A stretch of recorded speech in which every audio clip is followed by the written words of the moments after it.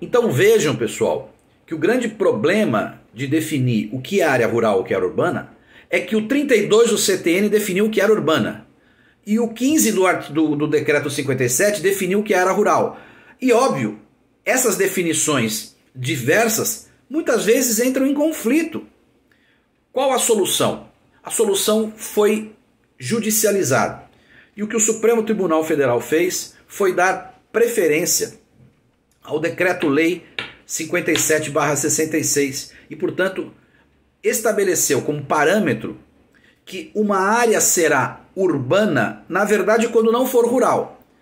E disse que será rural quando naquela área, naquele território, ele servir a uma das atividades próprias da área rural.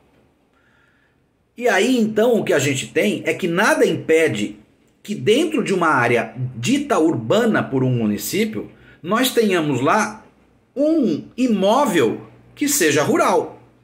Porque o que se privilegia na diferenciação entre urbano e rural é justamente não o local, mas a destinação econômica do bem. Essa, portanto, é uma divergência legal. Vocês vão fazer provavelmente no quarto ano, ou no quinto ano, práticas tributárias que justamente envolverão esse dilema. Um cliente recebeu ao mesmo tempo carnê de IPTU e carnê de ITR. Óbvio, não é possível pagar os dois. Óbvio também, não é possível pagar nenhum. Óbvio também, não é possível ficar escolhendo cada um dos dois.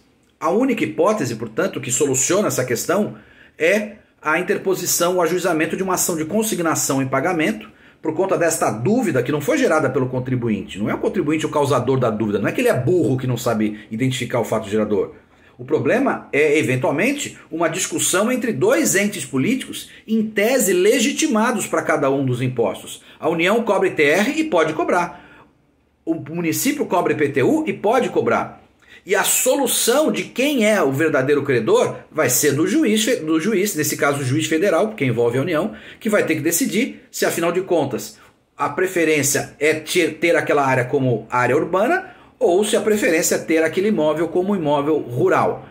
E essa definição, o que o Supremo Tribunal disse é que se levará em conta, então, a destinação econômica daquele bem. Então, essa é a tese que tem sido preferida pelos tribunais.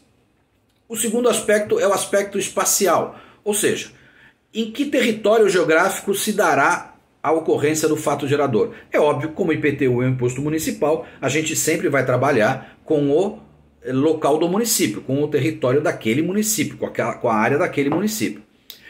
É evidente que também pode acontecer algum tipo de conflito administrativo, o imóvel estar parte numa área, parte na outra.